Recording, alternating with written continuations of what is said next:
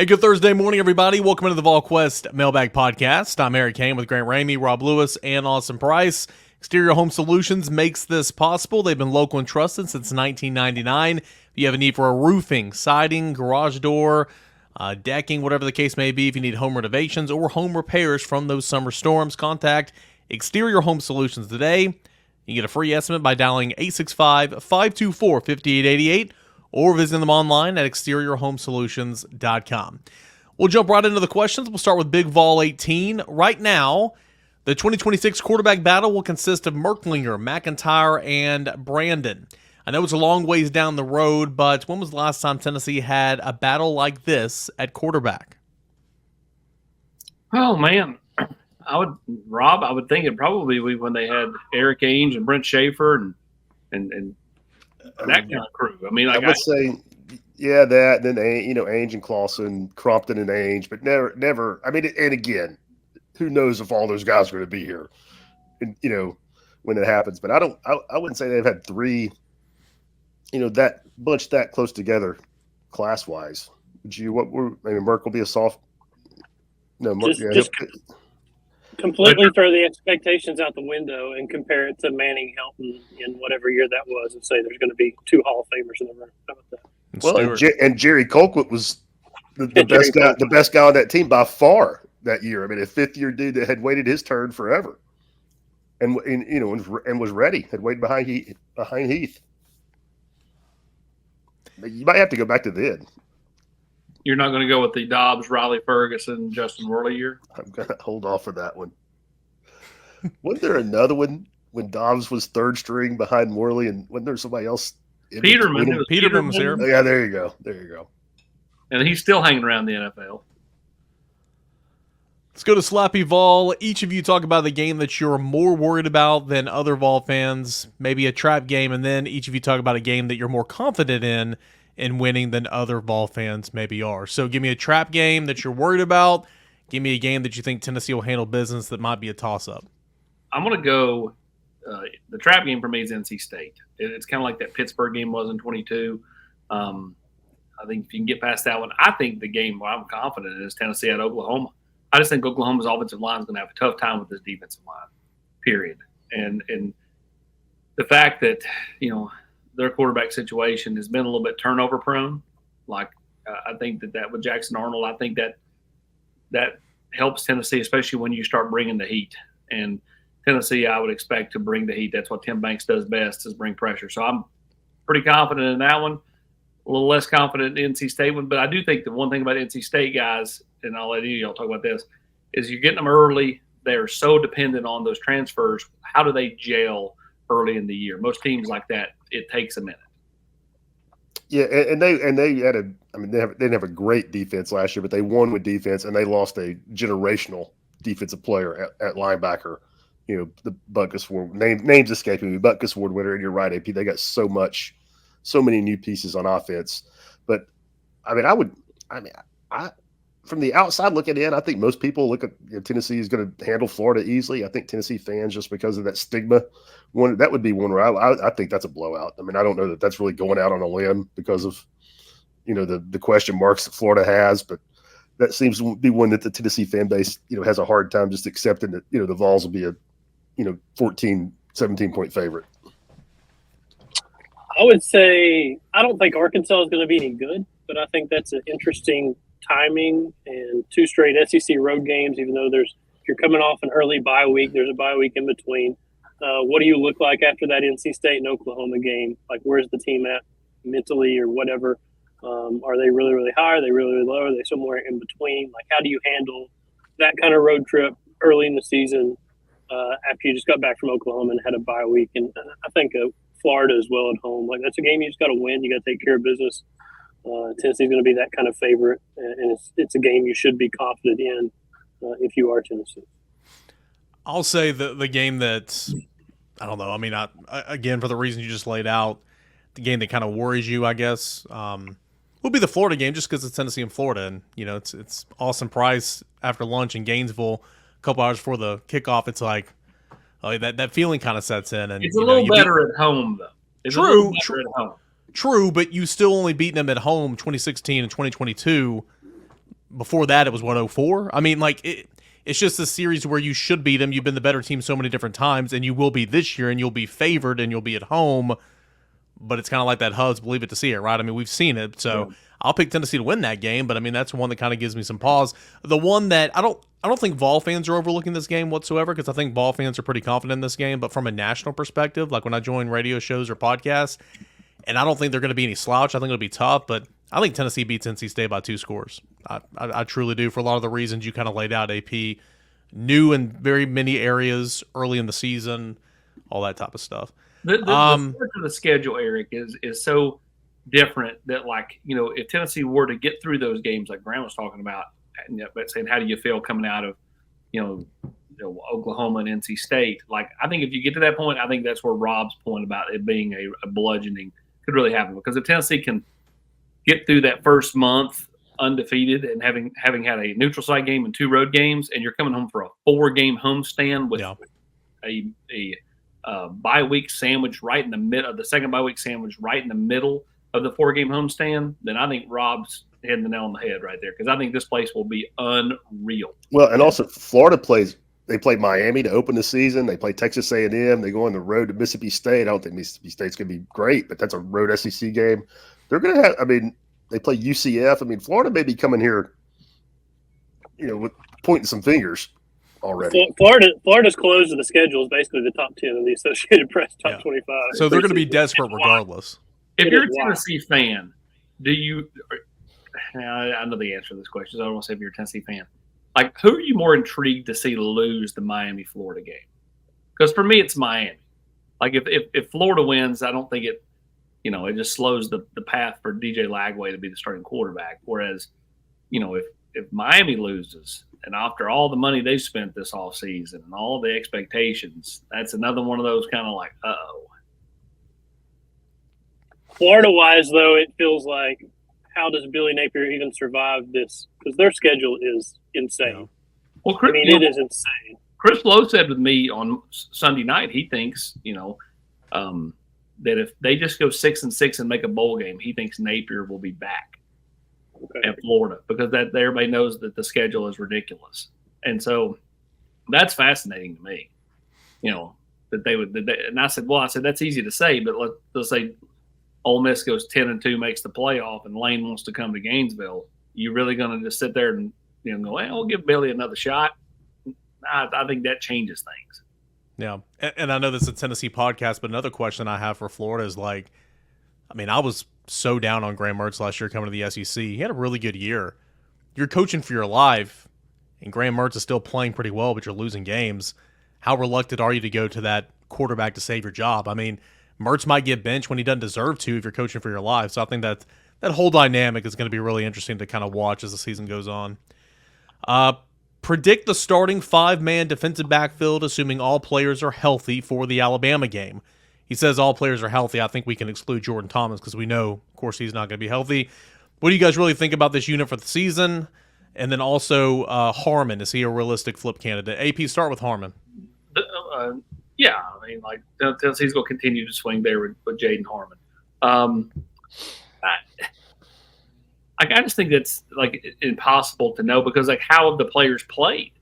Like, I can tell you who I think will start the opener, and how do they play from that, right? Like, you know, I just don't think you can – I mean, like, first off, I'm not Nostradamus. I feel like I can predict the opener. After that, more about as, you know, hit and miss as betting in Vegas. I mean, you just don't know what, you know, college coaches are going to do or think, outside of just knowing kind of their tendency and history. So, you know, again, who knows how all that plays out? But to me, the biggest thing is how have they performed up to that point? That'll determine, you know, who probably plays that Alabama game.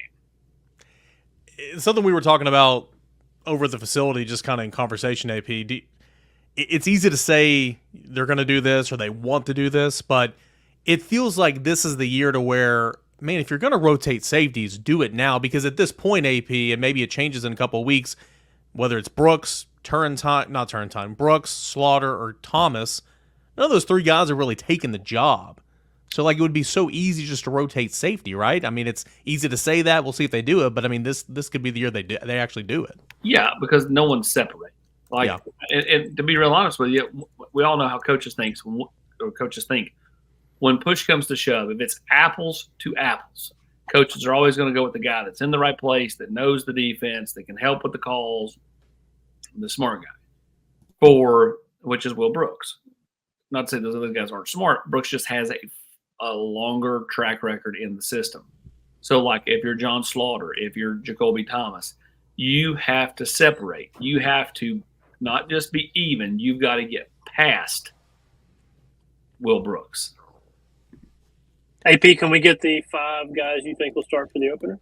Yeah, I'll go with Will Brooks, Andre Turrentine, Christian Harrison, Ricky Gibson, and Jermod McCoy. So you think there's no? I mean, obviously, again, yeah, it can change. We're sitting here on August 15th. There's a scrimmage coming up later today. I mean, that could pay dividends, right? That's right. I would expect Boo's going to get a fair share of reps with the ones in this scrimmage. And again, as we've talked about, it's up to Boo, and it's up.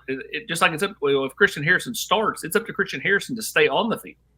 Like if your play doesn't warrant staying out there, he's not going to stay out there. So it's up to each individual kid to prove why they belong out there and keep it the same mojo going forward to stay out there. So again, as we said here, middle part of August, a little over 2 weeks from the opener. That's kind of where I think it's at. Could it change? Absolutely. Just like in my mind, the starting tight end will be Miles Kitselman, but I think it's a really close competition, and that thing could go, 3 different directions, and that's why you got 2 weeks left. And again, even saying the starting tight end is going to be Miles Kitselman, it doesn't mean anything. It's who starts doesn't matter who plays most or who finishes. I know there's 3 guys we're kind of talking about now, but literally, you go look at the snap counts the last 3 years. With Warren to Fant, Warren to Callan Castles, it's literally as close to 50-50 as it can be. So, I mean, you're out there play one. It doesn't mean you're going to be out there for 99% of the snaps. DavyVol says 2 years ago, in the middle of August, so entering 2022, if I were to have told you that the team would be number 1 in the country and then playing in a New Year's Six bowl game on a scale of 1 to 10, how surprised would you have been? 10 meaning you were stunned. Rob, why don't you answer that? 10. 10,000. Not 10. What are we talking? I mean, are you kidding me? Number 1 in the country? Like, no. I was impressed in 2021 with that as a starting point and what Hendon Hooker did and the big plays and the explosiveness and the way they scored points, and it was crazy to watch. But going into year 2, no. I mean, I thought they were going to be a good football team, but you'd be insane to think that they could even pipe dream be the number 1 team in the country. Yeah, and of course, the debuted in the college football playoff rankings as the number 1 team in the country, ended up playing in the Orange Bowl. So, yeah, I mean, 10 plus 20, 10,000, as Grant said. You know the date, November 1st, 2022. Tennessee was 8-0. They were the number 1 team in the country. It's also when we got Grant Ramey. Y'all hired me, and they lost 2 out of the next 3. So, whoops, my bad. Athrun, I'm not trying to, the year I took over baseball, they went to the World Series. Second year, they won the national championship, Grant. So I'm just spot the lie. Let's ignore the Elite 8 run for basketball this past year. Athrun's got a couple. Does this team have a short yardage, big back set this year, or do you think that would drive momentum? Rob, it feels like, there's no Princeton fan on this team, but it feels like whoever's in the game is going to be taking those snaps on 3rd and short, 4th and short, goal line. I don't think there's a big back. I don't think they're bringing in Khalifa Keith unless, AP, you want to correct me. I mean, maybe Cam Seldon if he gets there, but no, I mean, that's not been their style. I don't really see them changing. To that point too, Rob, I think a lot of that depends on, down and distance, is it game situation, yeah. And the other thing too is like, are they in tempo? Like if they're in tempo, they're not going to change. Whereas, like, if you have an injury or there's a incomplete pass or whatever. Or if it's 3rd and 1 with 29 seconds left in the 4th quarter, that's different than 3rd and 1 on your 34 in the 1st quarter. Yeah. Can we at least go off tackle on 3rd and short? Like so many times, it's 3rd, 4th and short. They go hurry up. They hand it to Jabari Small or Jalen Wright, right up the center's tail, and they get stuffed. It's like. Let's at least get to. I'm an under center quarterback sneak advocate. I would take that in a heartbeat. Who are the biggest names to know in the 2026 class this early in the process? Tennessee. I mean, it's Tyreek King. It's Craig Tutt. obviously Carson Snead's already in the boat. There's a few more. In the state of North Carolina, you're talking about Smoke Matthews, Leo Delaney, Kendra Harrison. Obviously, you have the big one, Faison Brandon, in the boat, but it's the Dunham kid, Brody Keefe at Myers Park. In the state of Georgia, you've got a ton of high-end guys, and Matt's already started talking to some of them. It's in the state of Virginia. Savion Hitter is the big running back Tennessee's going to swing hard for in the 26th class. So, Tennessee's got several guys that they really covet within the footprint, and that's a great deal because that means you kind of stay relatively close and always seem to have a little bit more success when they do that. More surprising, impactful transfer by season's end. The poster says, I think mine would be Moy, Jackson Moy. Grant, I would not say Moy because the rotation is going to be so deep. I would go with somebody like who would you go with in terms of surprising, impactful transfer? I mean, I don't hate Moy just because I think he could be better than advertised, even in a limited role or a limited opportunity, I guess, because of that rotation that you're talking about. I don't know that a name really jumps off the page. One of the defensive back transfer, maybe because they're going to be reliant on, somebody in the secondary to step up and to play a bigger role than maybe expected. What do you got, AP? Well, I was going to say, if that's the case, then I would go with, Murray, because McCoy's not going to be a surprise. I mean, he's been the starter since the spring. You could throw Kitzelman in there. Heck, we got people on the board right now that even doubted whether he's going to actually play. It's going to be fascinating to kind of watch all that transpire. But I don't think you can count Brazzell, Hurd, Jermod McCoy, any of those. But the other ones that we all referenced, I think, warrant consideration. WClick23 says, who is y'all's most overrated and underrated team going into the football season? Also, who do y'all believe will be the first SEC coach fired this season? Fired coach is going to be Pittman, Lee, or Napier first. I think it's Pittman. No question. Yeah. And I hate that because it seems like a great guy. And I think it could be Napier, but I agree with. I think what AP said earlier has some merit. The schedule is, so brutal. And Clark Lee, he pops up on those lists, but he finagled the sweetest contract extension of maybe any college coach in America 2 years ago after he went 5-7. So, Randy would, you don't know what the private school contracts are, but he got a new extension. I think it's through 2029, just after the 23 season. So he's safe. And it's Napier or Pittman. And I think maybe Pittman. But if you look at their schedule, man, he's got a chance. Arkansas's, they do not play a murderer's row SEC schedule. They don't play Bama. They don't play Georgia. They play Texas and Tennessee are probably their two LSU, maybe, depending on how you look. Ole Miss. But no, he's got a chance at, maybe 5-7, 6-6. He's got a lot of swing games on there.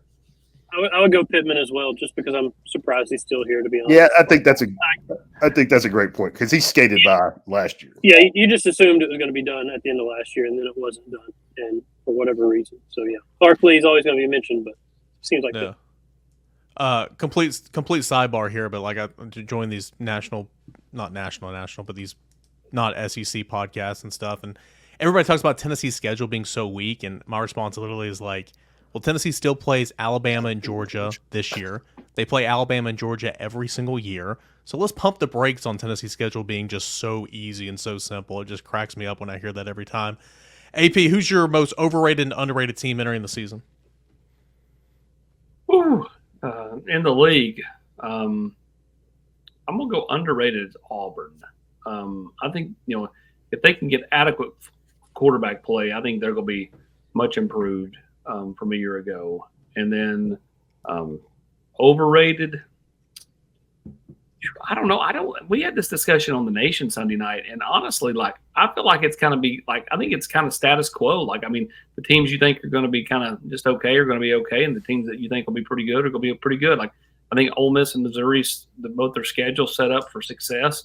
They play nobody in first handful of games, and they should walk into the back half of the schedule sitting there undefeated. And, so, I mean, I think, for me, I don't know if there is an overrated team because I think everybody's kind of rated properly. What do y'all think about this? In the SEC, I think LSU is overrated. Is that just a me thing? Or?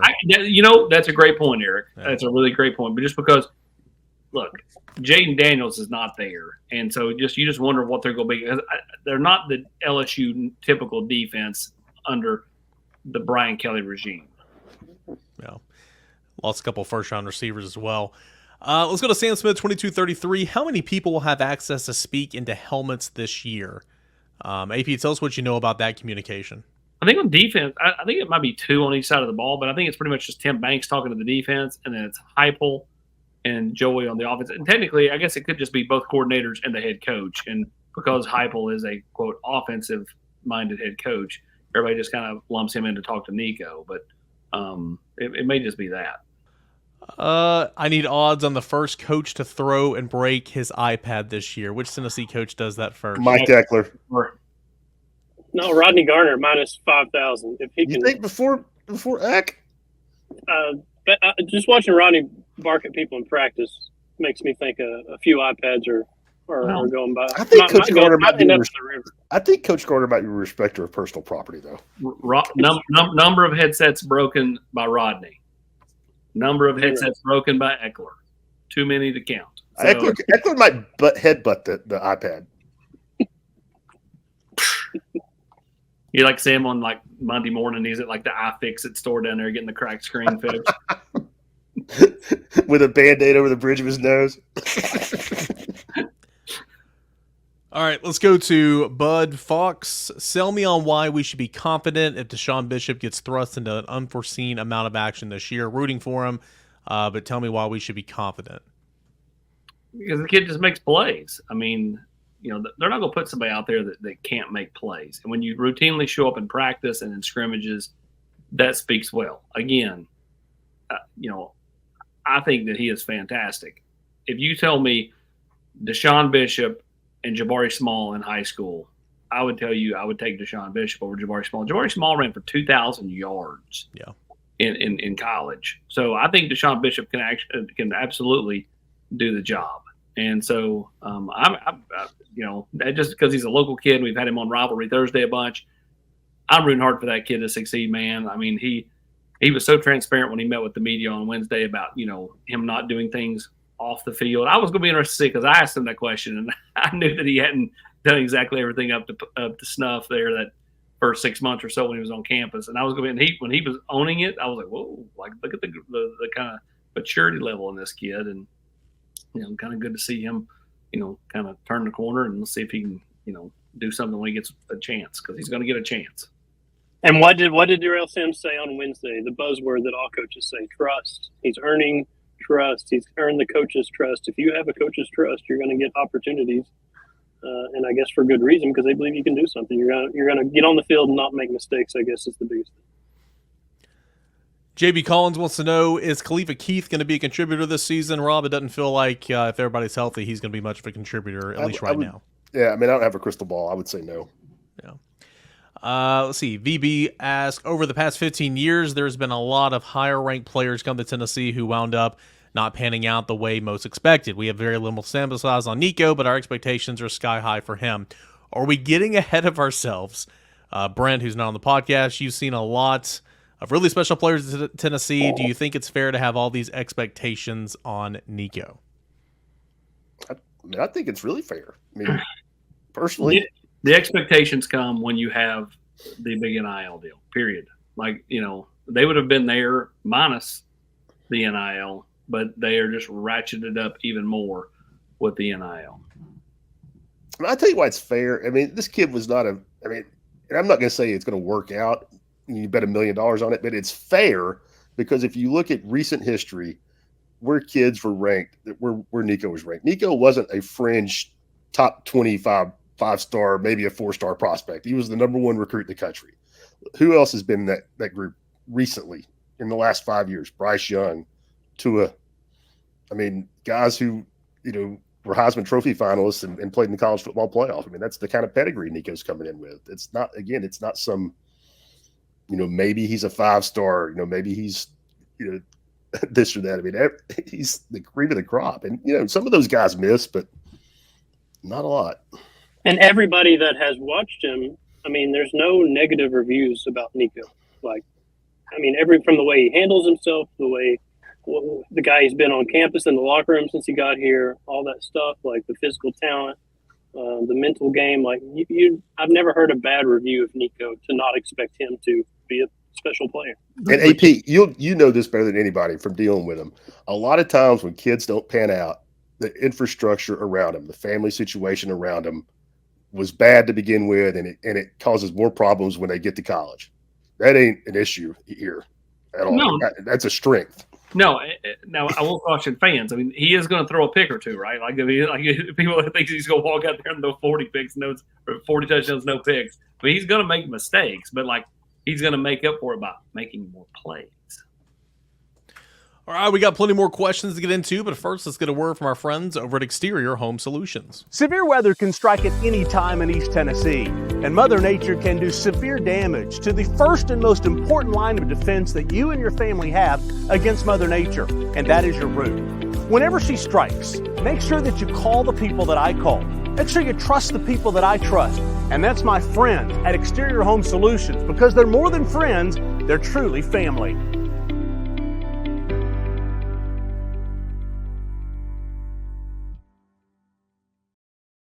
That phone number for Exterior Home Solutions, 865-524-5888. Give them a call for a free estimate today. All right, we got plenty more to get into, so we're going to work our way through them pretty quickly. We'll go ATLVFL, a couple from him. Do you think Leacock's recent emergence has put him in front of Webb for potential playing time? AP, I'd say no. No. Do you think the defensive headsets will allow defenses to counter our hurry-up offense to some extent, Rob? I think it's way overrated. Think about if it's 10 seconds in between plays. The defensive coordinator's got a couple seconds to look at a formation, and he's got to call something into the linebacker who's got to somehow communicate that to 10 other guys. I think that's way overblown. I was going to say, you better still be signaling from the sideline against this Tennessee offense, because you don't have time for one guy to get a call in his helmet and to spread that call across the field. Like, they haven't had time. How many touchdowns has Tennessee scored the last 3 years where they caught a defensive back trying to get a signal and somebody's running past him wide open for a touchdown? Like, if anything, it feels like you better still be signaling from the sideline so everybody is looking at that signal and getting that call at the same time, as opposed to one guy having it and trying to spread it. Grant, I would be willing to bet that I don't know how many times, but at some point we'll see a bust because a guy's still trying to get the call in on his headset and get it out. And because they're leaning on that too much. Well, and what also is going to happen is you're going to have at some point the headset's going to go out. And of course, when that goes out on one side, the other side has to disable too. And then it just goes back to old school, signals, period. So that's going to happen too. It's just like the NFL. Like that, there's going to be confusion at times, especially early in the year with these changes. How do the running backs look in pass protection so far in the scrimmages and in practice? AP, Sims spoke about this a little bit. Desean Bishop spoke about this a little bit, and the willingness of Peyton Lewis to learn. It feels like it's a work in progress, right? Yeah, they've done a nice job, as Darrell Sims said. We've not really had any, missed, assignments when it comes to pass protection to this point. And, Desean Bishop said, man, I got to keep Nico clean. Like there's a pride factor in that, for these kids. And so maybe it's something they didn't do a whole lot in high school, but they're having to learn on the fly with now. UT Chuck 54, when are they going to put Will Brooks on scholarship? That way people will stop complaining about a walk-on starting. Gaston Moore, Will Brooks, AP, simple question. Why aren't those guys on scholarship now? Desean Bishop. Same thing. Desean Bishop. But it's not, because, there's a number of 85. A year from now, those top players will be on scholarship. But there's a number of 85. Tennessee's obviously having to give so many to the NCAA, and so thus the number's less than 85. And NIL smooths that over in a way it did not in the past. For sure. Correct. Agreed. It's not as big of a deal later in a career like it was maybe a couple years ago. Correct. Product Recall 14, how far back do you have to go to find a Tennessee team as physically and athletically impressive as this one? Grant, would you say 2015-16-ish? Yeah, that 2016 team had a lot of talent on it. Obviously didn't farewell down the stretch. Yeah, I guess that's kind of where it feels a little bit similar in terms of recruiting success and kind of restocking to the point where you have a little bit more expectation than you've had in a little while. Volfan 23, Rob, take this one because you did the opponent previews. Thoughts on NC State's offense against Tennessee's defense? Oh man, I've forgotten a lot of the particulars. Just like we're talking about. I mean, new quarterback. I mean, the guy that's going to be their expected to be their go-to wide receiver is transferred in. Man, I mean, nobody coming back at tailback that did anything, and kind of some mixing and matching on the offensive line. We talked about it early in the podcast. I mean, I think the kid coming in from Coastal Carolina, AP, the quarterback. Yes, he's good. I mean, he's done. McCall has had a nice career, but he's not conventional exactly. I mean, I think they'll probably have to.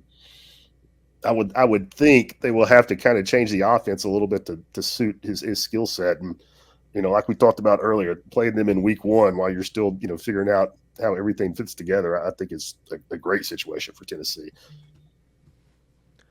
Wrong-handed. What is the percentage chances of getting both teams and their home jerseys orange and crimson for the third Saturday in October? 0.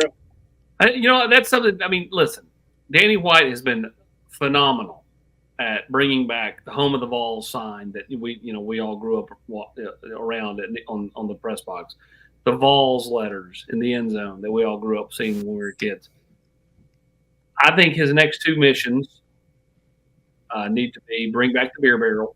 And they sell liquor at every stadium and beer at every stadium, including Kentucky. I mean, I know the guy died, 30 years ago, but it's just a different time, right? Is that going to make Tennessee money, AP? No, but it makes college athletics cool. I mean, there's a reason. I agree. And then bring back the orange and crimson jerseys. Nick is retired, so I think that you can get Kalen DeBoer on board with that. And especially, I think it helps if Tennessee says, "Hey, we'll do it the first year. You're at our place. Wear crimson at Neyland." Let's go to MichalobOkra, like that. Statistically speaking, is having similar numbers to 2022's RB2 a realistic expectation for Seldon? Long story short, Small and Wright split carries almost 50-50 that year. I looked up the stats last night. 734 yards, 4.7 yards per carry. One had 10 touchdowns, one had 13 touchdowns. Rob, I don't see Cam Seldon or Desean Bishop or Peyton Lewis, whoever's the Robin, for the most of the season to that Samson. I don't see them having as good a year stats-wise than that. Would you agree? I would agree, but but who knows? I mean, right now, I don't feel like they're going to lean on two guys that much, but they might. We've felt like that receiver in the preseason in the past, and it hadn't worked out that way. So my knee-jerk reaction would say no, he won't have those numbers because I think they'll play three guys, not three equally, but, I think there'll be three guys that split the carries. VolumeShooter, another secondary question, another safety question, another Will Brooks question. What are the strengths and weaknesses of Will Brooks according to what you've seen in practice or in the games? What would the strengths and weaknesses be of the next best option? AP, essentially, why is Will Brooks, outside of maybe just knowing the system better, in a position that he's in now where John Slaughter and Jacoby Thomas got to play catch-up? Yeah, he's a better athlete than people give him credit for. And again, knows where to be, knows the defense. That's another coach on the field. You go hear all those descriptions of him. But again, I think he is a better athlete than people give him credit for. Jim Rat. And at the end of the day, Tim Banks trusts him. So there you go. I wrote lunch pail, hard hat guy, Jim Rat, coach's son. What are some other glue guy. Yeah, glue guy. Coach's son. On a scale of 1 to 10, is Mike's to headsets a net positive or a net negative for Tennessee? Kind of talking about that a moment ago, Rob. Overall, do you think this is going to help Tennessee? Or I think it does not help Tennessee as much as it might help some other offenses. Just because, I think, AP, tell me what you. I think Josh cares more about going fast than he cares about calling exactly the right play, because I feel like if he goes fast enough, eventually he's going to get you wrong-footed and just gash you. Yeah, I agree with that wholeheartedly. That's what rather than calling getting the perfect play, trying to get the perfect play every single time. So I'm not saying Josh doesn't, isn't for it, but I don't think he's as fired up for it as probably some offensive people out there. Jed_89 wants to know, how do recruits and their families learn to navigate the recruiting waters? Do they lean on experts like some of you guys, trusted high school coaches, family members, other guys they've been recruited on? AP, how do these top flight recruits kind of navigate these recruiting waters? Everything. They pick the brain of people like, me or Matt or Steve Wolfong or Chad Simmons or whoever. They pick the brain of college coaches. They pick the brain of high school coaches. They pick the brain of current players. They pick the brain of maybe a kid that went through their high school program that got recruited. And then some go into it just kind of uninformed, trying to figure it out. So again, each person is different. Some are really, really cagey at it. Other ones are, a little bit green to it. But yeah, they all pretty much ask questions and observe. The most valuable commodity, and it's not even close, is mom and dad that have good head on their shoulders. Not even close. Nashville615, do you think Brew, Squirrel, and Chris Brazzell, the three starters as of right now in my opinion, will go over 2,000 yards receiving combined? Grant? Well, Josh Heupel's had a 1,000-yard receiver, 2 of the first 3 years with Cedric Tillman and Jalen Hyatt. Is that right? Am I mistaken there? Yes. So I would think if he has one of those 3 flirt with 1,000 yards and the other 2 combined to flirt with 1,000 yards, I think that's realistic, possible, doable, whatever word you're looking for there. Can James Pearce, Joshua Josephs, and Caleb Herring have over 20 sacks combined? Sure. Yeah. James had 10.5 last year on his own. So Yeah. if he builds on that number and you get the contributions from Josh Joseph, who's everybody's talked highly about him this camp, and Caleb Herring, I think that's also kind of similar to the receiver question. It seems doable based on past numbers. Which player on each side of the ball, not named Nico or Pearce, do you see creating the most buzz going into the first game? Rob, offensive player that you think is going to have the most buzz entering the season outside of Nico? Don't you think that's probably been Brazzell to this agree. point? I mean, I would put him up there. I mean, he's not created as much buzz, but I think Ethan Davis is a guy that you've heard a little bit about. And again, Dylan Sampson's been out. Brew's been held out. I mean, and there it is. And the lights Just out. under 38 minutes. But I would go with Brazzell. Grant, what about defense? Oh, gosh. I don't know. Jermon McCoy or probably, at this point, Keenan Peely, right? I mean, just to get him playing. I would say piling on AP. A point AP's been making, Christian Harris, just because of where he is versus where we thought he was 2 weeks ago. I mean, not even being talked about at nickel to being a starter going into the second scrimmage. All right, let's go to Market Square Streaker. Rick Barnes has talked about a drill that only Chaz Lanier was able to complete on the first try. Can either one of you guys jump in and then the other go back and forth? Can you guys explain what this drill was? It's the Kevin Durant drill where you have to make 9 out of 10 shots from either 7 or 8 different spots on the floor. Is that right, Rob? And it was called the KD drill because KD has been the only player. I'm not even going to say that it's yet to make a certain amount of shots for a bunch of different stations, and I don't even know that. I mean, I think it can be more than 9 sometimes. Like if Rick wants to crank up the whatever that what they hook him up to in the Princess Bride and suck the life out of him. If Rick is in a particularly nasty mood, I think maybe you have to make 18 out of 20.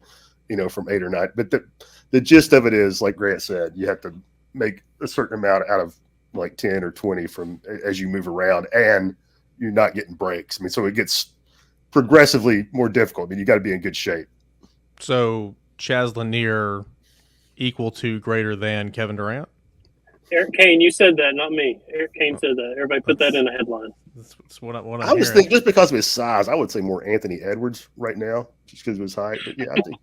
Just to temper the expectations. Yeah. The second part of the question, though, it's hard to imagine somebody just steps in and averages 20 a night, like Dalton Connected. Like those shoes aren't. Here's the second part of the question. I didn't even read it.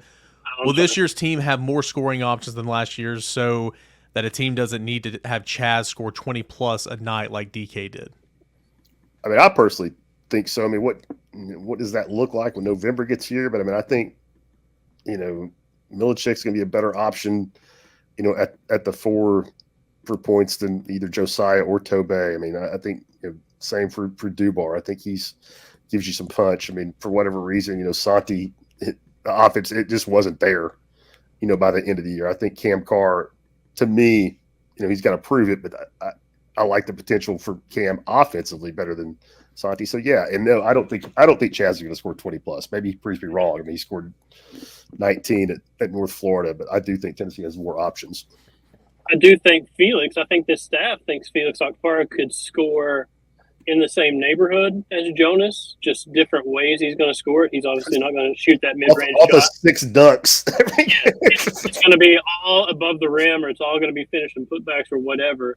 And then you also would expect JP Estrella to take a much bigger step forward and produce more than he did, obviously, as a freshman. So, I think they do have more scoring options. That Vol guy brings up the Neyland plus Pilot partnership, talking about Danny White. You guys have both covered more ADs than I have. The question is, can you guys discuss a little bit about what makes Danny White different? Feels like this dude is an absolute machine. I mean, I just think he's, with the times more so than anybody, Tennessee has had, recently. As you go, I mean, people use the phrase CEO to talk about athletic directors for a long time now, but I mean, it's morphed into a whole nother level, with social media and the way the financial side of it has just exploded, with the TV contracts and stuff. I mean, Danny White is he's a man that is of his age, and no disrespect to Phillip or Dave Hart. I mean, that wasn't the case with those guys. And, John Curry, I think, had a lot of those qualities, but not, clearly not some of the traits that Danny has. I mean, with Danny, it's literally in his blood. Like, his dad was an AD, his brother's an AD, his sister's in athletic business, his brother's a basketball coach, obviously. And he's always had success raising money, it feels like, wherever he's been. He's obviously had success hiring head coaches. The biggest thing at Tennessee is he struck gold with Josh Heupel and winning 11 games in year 2, making that hire when he got here. And now Neyland's been sold out for however many games in a row. Season tickets are sold out for a second year in a row. They've got a 15,000 seat waiting list. He inherited Rick Barnes. He inherited Tony Vitello. Like, he inherited some good stuff. He made the right hire with football, apparently, or obviously. And when you make that right hire with football, it makes life a lot easier in so many different ways. And I think he's taking advantage of those opportunities that have come from hiring the right football coach and having the interest in the program where it is. Can you say higher again? Higher. Sorry, is that some East Tennessee coming out? I'm from Maryville. I live in Maryville. MT Vol says, who is our field goal kicker this year? That's going to be Max Gilbert. Neeland Green says, how big of a deal is the Oklahoma game for Coach Josh Heupel? Will the Oklahoma fans give him a nice ovation? Does each coach want this game more than which coach wants this game more than the other? Josh Heupel seems above all this to me, but he is human. Rob, number one, I expect Oklahoma to give him a warm ovation, right? I mean, look what he did for that program as a player, then obviously as a coach. Number two, Josh Heupel wants this in the worst absolute possible way. He got undeservingly fired. He's not a fan of the Stoops family. It's home. He's told us the media several times. That's his home. He's appreciative of it, but Tennessee's now his home, and this is bottom line. He wants that game more than anything, right? Yeah, I think he'll be received warmly. Oklahoma, I think, is a classy place. I'd be surprised if they don't do everything they can to make sure he's given a respectful welcome. But man, he may want it, but he will downplay that stuff and deflect all that stuff. Yeah, and he will. He'll be a curmudgeon that week. Mark it down. He will not. There'll be national people in town, wanting to talk about that angle, wanting to talk about him as a player there, what it means to go back, wanting to talk about his former head coach sticking a knife in his back so he could save his brother's job. Heupel won't touch any of that. He just won't. He will disappoint everybody. Yes, the more people want to talk about it and the more people want to make a big deal about it, the less he's going to say about it and the more he's going to downplay it. Now, what he says behind closed doors and what he says in front of his team or whatever, that would be a completely different story. They better. I think you got to give him a warm ovation because of what he did for your program when he was there as a player, what he did as a coach. That was a very important time in this Oklahoma football program kind of becoming what it's become the last, it's been 20 years now, 20 plus years, how consistently and steadily they've won. Obviously, they have a rich tradition, but that was a pretty important time when Heupel was there as a player to do what he did and help build that program the way it has been. Last summer in Nashville at SEC Media Days, both me and AP were quoted on another show talking about there's one game that Josh Heupel wants more. It's going to be Missouri. We both said essentially he'd score 1 million touchdowns if he could. Not Missouri, sorry, South Carolina. Because of a lot of different things, the loss last year, the sideline behavior, all that type of stuff. He will never say it. He will downplay it. You guys are exactly right. You times that feeling of wanting to put 150 on South Carolina last year, you times that by 150, and that's how he feels about Oklahoma heading into this game for sure. But again, he'll downplay it. Last question goes to Rice Trout. Which coaching stigmas does the staff overcome this year, if any? We'll kind of go one by one. He lists several examples. Number 1, rarely rotating receivers. I think they overcome that. Have to see that one. I do too, because of I agree. I got to see it, but with the talent and the depth they seem to have at that position, it seems a lot more believable right now than it has in the past. Waiting too long to play backups and blowouts. That's the one where I got to see it to believe it, because I still think they're going to wait too long. 1,000%. See it to believe it. Number 3, refusing to play young guys in the secondary. Till now, I've got to see it to believe it. Agree. See it to believe it. Number 4, frequently penalized. Rob, Josh Heupel's teams are always going to be penalized a lot, but they do need to clean up some things in certain areas. They're just been too consistently penalized for me to think it's going to be dramatically. If they could go from the bottom third of the SEC to the middle of the pack, I think that would be some solid improvement. Number 5, frequently faking injuries. No. Never going to end. God, I hope not. What will we talk about in the press box? Yeah, it's the point after tradition like no other. There's something in the schematics for that field goal team that just some guys go down. I'll tell you what. It would be like Augusta being like, you know what, Azaleas, we're good this year. We'll skip it. Last one. Swiss cheese third down defense. I think that's the one that will get better. That's the one I have the most confidence in getting better, just because of the personnel up front, especially in the front 7. Yeah, I would agree on that. You got not just James Pearce, but you got a lot of options up front. And, the best cornerback on the team right now is number 29. You know why? Because he's going to get that back there and harass your quarterback, and it's going to make things easier in the back end. So, all right, that's going to do it here for this edition of the Volquest Mailbag Podcast. Plenty of questions. Worked through a lot of them, so thank you guys for sending those in. Big thanks, as always, to Exterior Home Solutions for making this coverage possible. Pick up the phone, get a free estimate by dialing 865-524-5888. You can also go online, check them out at exteriorhomesolutions.com. We got so much going on at the website right now. That is volquest.com. Camp coverage, recruiting coverage, big-time announcement coming up this weekend. You want to stay out into volquest.com, obviously, for some war room notes, construction notes, just a lot going on. No better time than right now with the new season just a little over 2 weeks away to join us over at volquest.com. For Grant Ramey, Rob Lewis, Austin Price, I am Eric Kane. Thanks so much for joining us here on the Volquest Mailbag Podcast.